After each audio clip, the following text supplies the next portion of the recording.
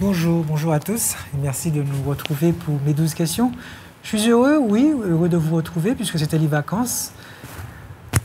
Comme toutes les bonnes choses ont une fin, je suis à nouveau avec vous, mais avec satisfaction. Surtout que je reçois aujourd'hui Peggy Arnoux, qui est bénévole à la Société Saint-Vincent de Paul.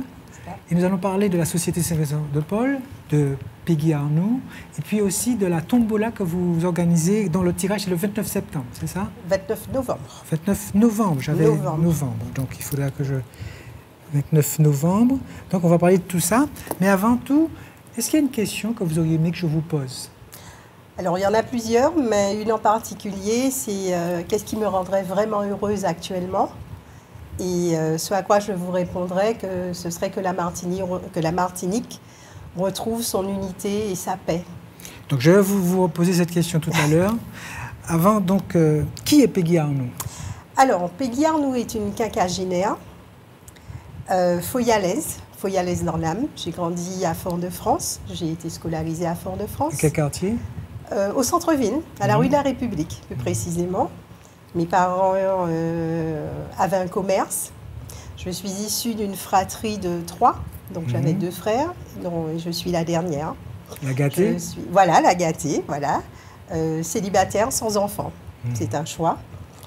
Et voilà, j'ai grandi dans une famille unie, qui n'est plus malheureusement de ce monde, mais qui reste profondément dans mon cœur et avec les valeurs qu'ils m'ont inculquées. C'est quoi votre profession? Alors, j'ai été en reconversion professionnelle et je suis actuellement formatrice et je m'attelle à aider les personnes en situation d'illettrisme, principalement, sur les compétences de base. C'est difficile? C'est difficile, mais nous tombons je tombe des fois sur un public. Alors, j'ai eu essentiellement des jeunes mamans de 18 à 25 ans en situation d'illettrisme. Il y en a qui étaient volontaires. Et puis, il y en a d'autres qui ont abandonné en cours d'année parce qu'elles n'ont pas elles n'ont pas eu suffisamment de motivation et puis elles n'ont pas vu l'intérêt. Mais la dernière qui est restée jusqu'à la fin, je lui tire mon chapeau. C'est une jeune maman de 2 enfants, mais très volontaire et elle a fait énormément de progrès. Elle a vraiment très, très bien progressé. Vous êtes en train de me dire qu'il faut des bravos à quelqu'un qui peut vous supporter, c'est ça? Oui, voilà, exactement, peut-être. Pouvez-vous nous rappeler la mission principale de la Société Saint-Vincent de Paul à la Martinique? Alors, Saint-Vincent de Paul est une association d'utilité publique et qui travaille en faveur des pauvres et des plus démunis. Nous intervenons surtout auprès de familles martiniquaises, parce qu'on s'est rendu compte que la détresse et la pauvreté sévissaient. Et surtout, nous mettons l'accent sur l'écoute. C'est surtout sur l'écoute et l'isolement. Voilà, nous intervenons surtout pour l'inclusion des personnes en situation... Et qu'est-ce qui vous a particulièrement motivé à rejoindre cette association? Alors, ça a été un appel à bénévolat que j'ai entendu. Et ensuite, tout simplement parce que j'ai voulu mettre mes compétences au service de ma population, au service d'une communauté, parce que je pense que quand on a certaines valeurs, quand on peut porter aux autres l'écoute, la bienveillance, et puis les aider à progresser, je pense que voilà, j'avais ces compétences-là et j'ai décidé de les mettre au service de Saint-Vincent de Paul. Et quel rôle occupez-vous aujourd'hui comme secrétaire adjointe de la conférence? Alors, je suis effectivement secrétaire adjointe. Je relègue ma collègue sur les comptes rendus et sur les notes qu'il faut prendre. C'est tout? Essentiellement, oui. Pour l'instant, il y a la secrétaire qui officie... de manière assez précise, donc je n'interviens que si elle n'est pas disponible. Et comment la tombola annuelle s'inscrit-elle dans vos actions de solidarité au quotidien? Alors, la tombola fait partie du patrimoine de Saint-Vincent de Paul. Elle est mise en place depuis quand même 1852, donc ça fait plus de 150 ans, c'est très vieux. Vieille institution alors. C'est une vieille institution. Et c'est un appel de fonds qui sert à promouvoir les actions que nous mettons en place. Donc, dans ces actions, vous avez la rencontre de l'autre, vous avez des repas que l'on met en place, des rencontres fraternelles, des aides à l'aménagement, voilà, pour les personnes en situation de précarité, on peut les aider à ce niveau-là. Et puis, l'aide alimentaire que l'on apporte. Donc, la tombola sert à combler, à venir compléter ce dispositif. Vous avez fixé déjà cette année, qu'est-ce que vous allez faire avec les fonds récoltés? Alors, nous avons prévu de mettre en place un certain nombre d'actions, effectivement. Donc, sont prévus des repas fraternels, des braderies, essentiellement. Et pouvez-vous me donner une idée de projets que vous avez réalisés avec les tombolas précédents? Alors, moi, je suis effectivement nouvelle. Ce sera ma première tombola. D'accord. D'accord. Donc, d'après ce que je sais, c'est que il y a eu je sais qu'il y a un bus qui est mis en place, un bus de service public pour aider les gens qui ont des difficultés de se déplacer ou aussi les démarches administratives. D'accord. Voilà, un bus administratif. Et quel type de lots seront mis en jeu cette année? Alors, il y a une voiture, un voyage, mais enfin... On peut dire quelle marque de voiture? C'est quoi comme voiture? Vous savez pas? Non. C'est pas grave, c'est pas grave. Voilà. C'est une voiture, une belle voiture. Voilà, c'est une belle voiture, voilà, un voyage. Et cette année, en innovation, il y aura des lots de consolation. Tout le monde sera gagnant parce qu'on mettra en place des lots de consolation. Par exemple, on peut avoir une idée sur ces lots? Des lots de consolation. Un réfrigérateur, une machine à coudre, une machine à laver. Ça peut être ça, ça peut être ça. Donc, en tout cas, ce serait intéressant. Alors, c'est combien le prix du billet? Alors, le billet, il coûte 2 €. Donc, pour 2 €, je peux gagner une voiture? Pour 2 €, vous pouvez gagner une voiture. Voilà. Je peux jouer? Absolument. J'ai les tickets. D'accord. Voilà, ils sont à votre service, j'en ai sur moi. Alors, comment on fait pour la distribution, c'est-à-dire l'achat de ces billets, comment ça se fait? Alors, l'achat des billets se fait essentiellement en conférence. Donc, les conférences, ce sont les diverses antennes qui sont présentes, il y en a 20. Donc, dans les communes, Saint-Joseph, Gros-Morne, Lamentin, Balata, Gaudissa, Balata, Redoute, Fort-de-France, presbytère de la cathédrale, puisque je fais partie de cette conférence. Ce sont des antennes que l'on appelle conférences. Voilà, donc les tickets sont à disposition. Et puis, il y a bien sûr au conseil départemental à Châteauboeuf. Vous savez combien de tickets ont été vendus l'année dernière? Par exemple, alors, dans un ordre de grandeur. Globalement, il me semble que c'était... en tout cas, plus de 1000 tickets, me semble. C'est peu, ça me dirait, non? Non, sincèrement, je ne sais pas. C'est pas grave. Mais c'est pas méchant, c'est-à-dire que les manquements, les petites erreurs, ça fait que nous sommes humains, ça me prouve que cette émission... voilà, je l'aime comme ça, j'aime avec des erreurs, qu'on n'est pas sûr, de l'approximation des fois. Et puis des fois, sur certains domaines, on peut exceller, quoi. Donc, voilà. Donc, quel est le profil des bénévoles qui s'investissent à vos côtés en Martinique? Alors, le profil des bénévoles, essentiellement des retraités. Il y a plus de femmes, plus d'hommes? Il me semble qu'il y a plus de femmes. Voilà, c'est un constat que j'ai fait. En tout cas, sur ma conférence de la cathédrale, nous sommes 7, nous sommes 9. Il y a effectivement un seul homme pour l'instant. Il y en a 2 autres qui ont prévu de nous rejoindre. Ce que donc vous profitez pour lancer un appel? Voilà, je profite pour lancer un appel. Il y a un ceux numéro? qui nous avaient laissé leurs coordonnées, qu'ils sautent le pas, qu'ils franchissent le pas, parce que c'est vraiment une expérience à vivre. Ce sont des rencontres que l'on fait, ce sont des expériences que l'on découvre. Et c'est un univers qui nous rapporte personnellement, qui nous enrichit personnellement et qui nous fait grandir. Donc oui, tous ceux qui veulent être bénévoles sont les bienvenus. Donnez un numéro de téléphone. Alors 05 96 75 20 08. Parfait, parfait. Quelles difficultés rencontrez-vous dans l'organisation d'un tel événement, donc comme la tombola? La vente des tickets. La vente des tickets, nous sommes dans un contexte actuel qui est compliqué. Les gens vous disent souvent, j'ai pas d'argent, même si 2 €, ça ne représente pas beaucoup, mais pour quelqu'un d'autre, ça peut représenter beaucoup. Mais en même temps, j'ai envie de dire que quand ils donnent, ils se rendent compte que c'est un acte de charité qu'ils font. Et ça ne peut que rapporter de la grâce, parce qu'en fait, c'est en prévision d'aider.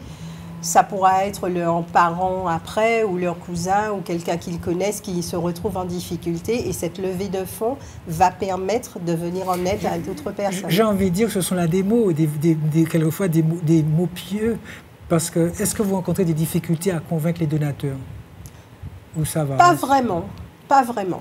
Ça dépend vraiment de la tranche de la population, ça dépend de la mentalité, ça dépend, mais pas vraiment. Les gens, en général, ils donnent. Donc, on peut dire que les Martiniquais sont généreux?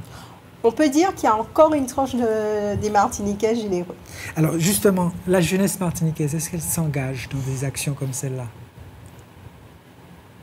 Pas vraiment. Pas suffisamment. Il y en a, mais pas suffisamment. Vous avez réfléchi un peu aux causes de cette désaffection? Je pense que les jeunes Martiniquais, je pense qu'il y a une question d'éducation. On est devenu un peu égoïste, on est égocentré. Et je pense qu'ils ont d'autres préoccupations et qu'ils ne voient pas le bien fondé de porter leur contribution à une cause noble, qui est la lutte contre la précarité et puis l'isolement, alors que il y a des étudiants qui sont dans cette situation compliquée d'isolement parce qu'ils viennent d'ailleurs, ils sont étudiants, ils n'ont pas forcément les moyens, donc ils font appel à l'association de Saint-Vincent-de-Paul. Et ce serait bien que les autres jeunes se rendent compte que ça existe et que ça peut faire du bien, de créer du lien social. C'est surtout ça, de créer du lien social. Vous venez de parler de précarité, de pauvreté. Comment vous analysez ces états en Martinique? Alors, il y a 2 facteurs. Je pense qu'il y a 2 facteurs. Il y a un facteur d'isolement, donc qui crée une certaine précarité. Et il y a un facteur économique et sociétal qui est le chômage. Je pense que c'est ça. Et comment vous luttez au quotidien? Avec nos petits moyens, nous essayons de recréer du lien social. C'est surtout ça, en fait, qui est important pour nous, de ne pas laisser les gens dans l'isolement, donc d'aller à la rencontre par des actions, de venir les aider par des manifestations telles que des collectes de matériel, des braderies. C'est la question que j'allais vous poser justement. Voilà. Quelles sont les autres actions que vous mettez en œuvre pour venir en aide à vos publics? Alors des braderies où ce sont des gens qui nous portent des vêtements ou des magasins qui ont des stocks à liquider, des anciennes collections. Donc des fois ce sont des vêtements neufs et que l'on met à un prix très abordable. De la vaisselle, qu'on met à disposition des familles. Quand vous me dites que vous mettez à un prix très abordable des éléments de dons, est-ce que vous ne pouvez pas donner? Ah oui, on peut donner aussi, on donne aussi. Oui, ça nous est arrivé ça nous arrive de donner aussi, d'offrir. À qui vous donnez? Aux personnes qui en font la demande. D'accord, c'est pas parce qu'ils sont plus pauvres que d'autres? Ah non, pas du tout. C'est juste la personne, elle peut faire la demande. Est-ce qu'on dispose de tel ou tel élément? Et si nous l'avons, nous proposons. Donc vous n'avez pas de méthodologie pour attribuer l'aide en fonction des revenus ou choses comme ça, quoi? Alors, pas nécessairement. En principe, il y a un suivi qui se fait par une assistante sociale. Il faut savoir que les bénéficiaires qui viennent vers nous sont des gens, des fois, qui ont entendu parler de l'association, qui prennent l'initiative par eux-mêmes de venir. Vous en avez d'autres qui nous ont été proposés par des assistantes sociales, puisqu'il y a une assistante sociale à l'unité de Saint-Vincent-de-Paul. Et ce sont des personnes que l'on suit. Donc, oui, effectivement, on peut les aider comme ça. Je sais que vous m'aviez dit qu'il n'y a pas longtemps que vous êtes à secrétaire adjointe. Oui. Mais est-ce que vous avez entendu parler d'une histoire autour de la tombola, hein, qui est à raconter, quoi, c'est une belle histoire? Non, j'avoue que non. Donc il n'y a pas quelqu'un qui n'avait rien du tout et qui a gagné une voiture et puis qui l'a vendue ou bien qui a pu avoir un moyen pour se déplacer. Vous n'avez pas... Non, non, sincèrement, non. Je ne sais pas. C'est dommage. Oui, c'est dommage, effectivement. Oui. Donc, pas d'anecdote, pas d'histoire liée aux éditions précédentes Aux éditions précédentes de Tombola, non. Quelle valeur souhaitez-vous transmettre à travers cette action, à travers cette tombola? L'unité, la charité et l'entraide, l'écoute, le refus de l'isolement, le refus de la pauvreté sociale au moins. Vous avez une histoire à raconter concernant la pauvreté, la précarité? Moi, j'ai découvert, ça fera 1 an que j'y suis, et j'ai eu à faire une visite à domicile, et nous avons été très bien accueillis par des gens pourtant qui sont en difficulté, mais qui ont eu à cœur de bien nous recevoir chez eux. Vous étiez venu faire quoi? Nous étions venus parce que c'est une famille qui a besoin de matériel électroménager, d'électroménager. Donc nous leur avons rendu une visite de courtoisie et puis pour voir un petit peu dans quel milieu, parce que ce sont des gens qui ont des enfants en bas âge. Donc nous avions envie de découvrir et puis de partir à leur rencontre tout simplement, de les mettre à l'aise. Et nous avons été très très bien accueillis. Est-ce que vous pensez que les politiques devraient s'engager davantage dans ce type? Absolument. Et qu'est-ce qui fait qu'ils ne soient pas davantage sur le terrain, qu'ils ne soient pas davantage aux côtés de ces gens qui ont vraiment besoin du concours de tous, quoi? Je pense que c'est peut-être le manque de temps ou le manque d'investissement. Il y a d'autres problèmes sociétaux à gérer. Vous êtes gentil? Vous voulez faire de la politique plus tard? Ça fait son chemin. D'accord. Vous pensez que ça peut être un tremplin? Ça peut être un tremplin, oui. Et pourquoi on ne voit pas davantage d'hommes politiques autour d'associations de bienfaisance? Écoutez, il faudrait qu'on les sollicite. Je pense qu'ils ont tellement d'autres préoccupations qu'ils ne prennent pas le temps de s'investir. Peut-être qu'ils attendent d'être à la retraite pour le faire, alors qu'ils devraient le faire en parallèle. Comment voyez-vous l'avenir de la conférence?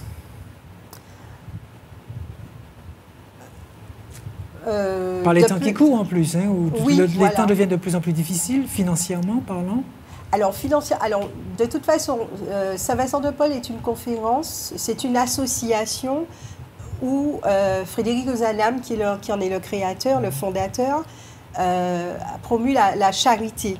Donc je pense qu'on a de belles années à venir parce qu'on est une équipe soudée, unie, et nous regardons tous dans la même direction, c'est-à-dire dans la direction de l'unité et de la fraternité. Vous êtes optimiste? Moi, j'ai peur de demain parce que je sais que ça devient de plus en plus difficile. Il y a de plus en plus de pauvres. Et vous, malgré tout, vous gardez l'espoir? Il faut garder l'espoir. Il faut garder l'espoir parce que moi, je crois que c'est vrai que nous sommes dans des temps troublés, mais je pense que la dimension spirituelle doit prendre le dessus sans faire de prosélytisme aucun. Et on va y arriver parce qu'il faudrait que la bienveillance qu'on a connue autrefois reprenne le dessus et il faut qu'on garde espoir d'une Martinique plus belle et plus en paix. C'est là que je vous pose votre question. Qu'est-ce qui vous rendrait heureuse? Alors, ce qui me rendrait heureuse, c'est que vraiment la Martinique retrouve sa paix, sa bienveillance et sa tranquillité, son bon vivre. Alors, vous me dites retrouver parce que j'ai l'impression que ça existe toujours, mais il faut aller aux bonnes adresses. C'est ça. Il faut tomber sur les bonnes personnes, il faut qu'il y ait une envie d'aller l'un vers l'autre, il faut qu'il y ait des échanges, il faut rétablir le dialogue. Je crois que le dialogue a été rompu en Martinique. Qu'est-ce qui a dégénéré selon vous? Pourquoi ça va à volo? On a l'impression que les gens ne s'entendent moins, qu'il y a beaucoup plus de violence, beaucoup moins d'entraide. Alors, à mon avis, c'est un manque de dialogue. Je pense que si on savait parler, si on savait s'écouter d'abord, pour parler ensuite, les choses iraient beaucoup mieux. On a l'impression que les gens agissent avant de réfléchir. Donc on agit, on rétorque et après on réfléchit. Et quand on se pose pour réfléchir, on se dit « Ah oui, j'avais pas peut-être compris ça comme ça » ou « Il aurait fallu faire comme ci ou comme ça avant ». Je pense que c'est ça. C'est pour ça que je reste optimiste. On ne peut pas quand même aller vers un pays qui sans queue ni tête et puis sans froid ni loin. Non, il faut qu'on se ressaisisse et qu'on reprenne nos valeurs qui nous ont été enseignées. Racontez-nous comment ça va se passer pour le tirage, la tombola. Alors, bien sûr, c'est régi par un huissier. Et puis... on rappelle les dates, c'est le 29, alors, c'est le 29 novembre. Donc, c'est la fin. Donc, les billets seront vendus jusqu'au... 20 novembre. Ah, jusqu'au 20. Jusqu'au 20, nous les remettons, les invendus, nous les remettons le 21. Et le tirage au sort, c'est le 29. Alors, racontez-nous le tirage au sort. Comment ça va se passer? Où? Alors, au CD, au conseil départemental à Châteauboeuf. Voilà. En présence d'un huissier? En présence d'un huissier, bien sûr, puisque c'est contrôlé. Donc, il y aura une urne? Il y aura une urne, donc, voilà. Il y a une main innocente? Il y a une main innocente, je ne sais pas laquelle, peut-être la mienne ou pas. Mais voilà, ce sera comme tous les tirages au sort, et puis on déclarera le vainqueur, et il y aura une parution sur les médias pour annoncer les tickets gagnants. D'accord. Voilà. C'est tout? Oui, et puis, donc, pour 2 €, je pourrais être... Voilà, pour 2 €, vous serez un heureux gagnant. Il faut insister, hein, parce que c'est vraiment, voilà, une aubaine. Vous aurez la main heureuse. J'espère. Moi, je ne sais pas qu'est-ce que vous demandez, donc encore, parce que vous avez tout dit. Merci. Vous avez été claire, précise. Merci. Mais j'aimerais qu'on revienne un petit peu sur cette solidarité martiniquaise. Oui. Est-ce qu'elle est toujours aussi présente, comme vous le dites, ou bien c'est de l'illusion que vous vous donnez parce que vous êtes à la tête d'une association caritative? Pas du tout. Ce n'est pas une illusion. Parce que vous rencontrez souvent des gens malheureux, des gens qui sont dans le besoin. Nous rencontrons souvent des gens malheureux, mais nous rencontrons aussi des gens qui ont envie de donner. Et même les gens malheureux, oui, la générosité prime encore. Il y a encore de la générosité en Martinique. Et j'ai envie de dire que même les gens malheureux, eh ben, ils donnent. Ils donnent et ils sont dignes et ils ont envie d'aider d'autres personnes. Donc c'est pour ça que je reste optimiste. Vous savez, je vais vous raconter une histoire. Je travaillais dans un journal qui avait mis en place, chaque année, on donnait pour Noël un caddie à une famille nécessiteuse. Et donc on passait par les associations qui pouvaient nous conseiller ou nous orienter. Et je suis allé un jour faire les achats avec une famille de 6 personnes. Il y avait le papa, la maman et 3 enfants. 4 enfants, ça fait 6. Et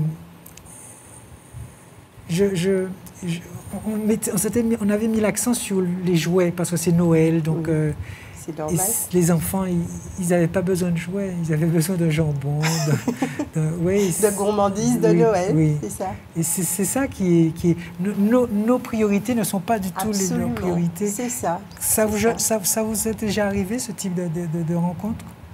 Alors, ce type de rencontre, pas forcément, mais moi, j'ai connu un enfant de ma famille à qui j'avais offert, c'était pour Noël, justement, un cadeau. Alors, c'était pas une grosse boîte, mais c'était un cadeau de valeur. Mais quand elle a vu, c'était une petite fille, et quand elle a vu son frère avec un cadeau, mais qui était une grosse boîte, à la limite, elle avait du chagrin, parce que pour elle, et c'est là qu'on voit que les enfants voilà, n'ont pas le même regard que les adultes. Et il a fallu que ses parents lui expliquent, mais ton cadeau a plus de valeur. Lui, c'est une grosse boîte. Voilà, ça a de la valeur, mais c'était la boîte qui différenciait. Et moi, ce que j'ai fait l'année d'après, j'ai mis son cadeau dans une grosse boîte. Et elle était heureuse. Voilà, ça a marché. C'est tout simplement le regard. Et c'est là l'innocence. Et je crois qu'il faut qu'on continue à préserver l'innocence de nos enfants. Comment on peut faire ça? En étant près d'eux, en les accompagnant, les écoutant, en laissant tomber la télé, les réseaux sociaux, je n'ai rien contre, mais en étant plus près d'eux, en mais est-ce que c'est pas leur faire du tort, parce qu'il faut quand même que ces enfants ouvrent leurs yeux sur le monde réel, quoi, qui est des fois ingrat, injuste. Ah oui, il suffit pas, il faut pas, je dis pas que c'est pas un monde de bisounours, le monde actuel, c'est un monde où il faut savoir se battre, où il faut être armé, simplement leur donner les bonnes armes. La bienveillance, la tolérance, le respect. J'ai l'impression qu'on a perdu un peu de respect et c'est pour ça que nos enfants sont perdus. Ils n'ont pas les repères qu'ils devraient avoir. Et vous avez pensé à des actions à mettre en place pour accompagner ces enfants, par exemple? non. Instaurer des dialogues, instaurer déjà à travers la lecture, hein, ça peut être des ateliers de lecture où chacun raconte son impression sur un livre, donne l'impression qu'il a eue, donne ce qu'il a retenu, ce qu'il a marqué. Ça peut être un débat autour d'un film, qu'ils expliquent ce qu'ils ont ressenti, leur ressenti, qu'on travaille sur leurs émotions. Quelle action innovante mène la Société Saint-Vincent de Paul? Alors, les rencontres, aller vers les autres et puis faire des débats, des rencontres, essentiellement. Ça se passe comment? Alors, pour l'instant, c'est en projet. Voilà, c'est en projet. Donc, alors, qu'est-ce qui vous a motivé à mettre en place ce type d'action? Alors, je n'ai pas totalement le déroulé parce que ce n'est pas ma partie. Donc, je laisserai peut-être quelqu'un de plus compétent parler de cela. Mais je pense que c'est toujours le fait de rassembler et de vaincre l'isolement. Vous pensez qu'il y a un gros problème dans l'isolement en Martinique? Oui, oui. Parce que vous avez des gens qui sortent, ça arrive, hein, vous avez des gens qui sortent du travail, ils rentrent chez eux, ils se retrouvent seuls face à leur télé, ils n'ont pas une vraie conversation, ils n'ont personne avec qui échanger. Et ça crée de l'isolement, surtout dans les temps troublés dans lesquels nous sommes. Ça augmente une espèce d'angoisse, ça augmente l'angoisse et cette personne se referme. Est-ce que la Société Saint-Vincent de Paul va vers les SDF qui sont à Fort-de-France? Absolument. Alors c'est vrai qu'il y a une spécificité puisqu'il y a l'assise, mais ça peut arriver que nous fassions des maraudes avec l'assise, que nous partions à la rencontre de certaines personnes en situation d'errance. Et là, vous leur offrez quoi? Des repas? On peut leur offrir des repas, on leur offre des vêtements, on leur propose de passer dans les conférences, dans certaines conférences. Comment ça se passe, ces rencontres-là? Est-ce que c'est facile ou bien pas? J'ai l'impression que ce sont des gens qui sont surexcités, quelquefois nerveux. Alors, comme je vous disais, c'est essentiellement le travail de l'assise. Parce qu'il ne faut pas oublier que ce sont des drogués quelquefois. Il faut une formation assez particulière, assez spéciale. Donc, quand ça arrive, c'est que nous sommes avec l'assise. Nous ne partons pas, ou sauf si vraiment on en connaît. Moi, je suis de Fort-de-France, donc il y en a que je connais. Je peux leur dire, tu peux passer à la conférence de cathédrale, on va te donner un vêtement, on peut te donner, voilà. Je sais que peut-être que je vous embête avec cette question, mais vous êtes sûr que vous n'avez pas lu quelque part les différents lots qui seront mis en jeu? Alors, j'ai effectivement les tickets, donc je peux effectivement regardons ce qu'il y a comme lot. Je sais qu'il y a une voiture, il y a un voyage. J'ai ça, hein. J'ai les tickets. Hein. Voilà. J'ai ça. Oui, j'ai bien fait d'insister. Oui, voilà, effectivement. Alors, une croisière dans la Caraïbe pour 2 personnes. Ça, c'est intéressant. Une voiture. Il faut toujours rappeler que c'est pour 2 €. Hein. Pour 2 €. Un billet aller-retour Fort-de-France-Paris pour une personne. Un chèque cadeau de valeur de 400 €. Une œuvre d'art de M. Anissette et 75 autres lots pour les 5 premiers. D'accord. Voilà. Donc il y a la voiture. Il y a la voiture, il y a une croisière pour 2 personnes, un billet aller-retour Fort-de-France-Paris pour une personne, un chèque cadeau d'une valeur de 400 €, une œuvre d'art de M. Anissette et d'autres lots. Parfait. Voilà. Donc il y a un numéro de téléphone si on veut acheter un billet? Oui, le téléphone 75 20 08. C'est le numéro de Alors c'est le numéro du conseil d'administration, du conseil départemental, pardon, de Saint-Vincent de la Société de Saint-Vincent de Paul qui se trouve à Châteauboeuf, 11 avenue de la Plaine à Montgérald. D'accord. Voilà. On a tout dit. On a tout dit. Et pas quelque chose à ajouter? Non, et que je remercie, au nom de la Société Saint-Vincent de Paul, je remercie les donateurs, les généreux donateurs, hein, donc les commerçants, les artistes, voilà. Parfait. Merci beaucoup, hein, Peggy Arnoux, d'être venue nous parler de cette tombola. On rappelle un peu les dates? Alors, les dates... les billets sont en vente, voilà. Les billets sont en vente jusqu'au 20 novembre. Et le tirage au sort s'effectuera le 29 novembre. Au siège au conseil départemental, 11 avenue de la Plaine à Saint-Vincent de Paul.